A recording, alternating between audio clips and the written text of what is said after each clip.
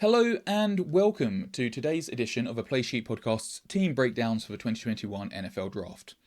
First up, we have the Las Vegas Raiders.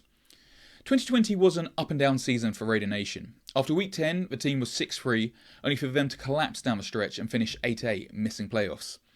It's hard to think of another team as inconsistent as the Raiders, a team which went from the highs of going toe-to-toe with the Chiefs in week 8, ultimately overcoming them in one of the games of the season, to receiving a 43-6 thrashing at the hands of the subpar Atlanta Falcons in week 12. The Raiders head into the draft with 8 picks, including the 17th overall in the first round, the 48th in the second, 2 thirds, a 4th, 2 fifths, and a 6th. It should be noted that the team did have 2 6th round picks, but one was stripped by the league for COVID protocol breaches last season. In teams of need, expect all 3 levels of a defence to be high on the agenda, with perhaps less focus on the offensive side of the ball. Though Derek Carr is on the last year of his deal and seems to be undervalued by coaches and ownership, he will be starting under centre in 2021. Running back is set, with Jacobs and Drake both looking a potent tandem, and the receiving group is okay. You've got Waller, who's an elite tight end, while a fair amount of draft capital was invested in wideouts during last year's draft.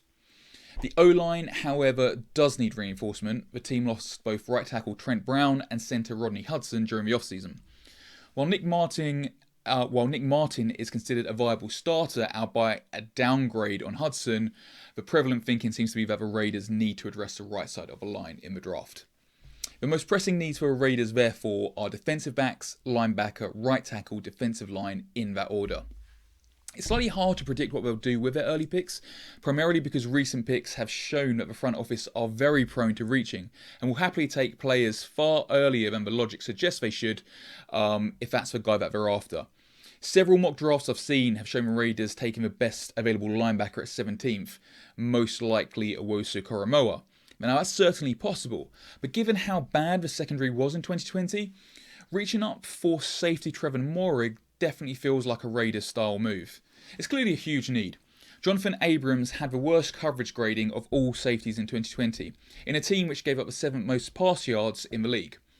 The 2020 draft is very light on safeties, so even if they do not reach in round 1, I expect to see the Raiders stretch for the position at some point.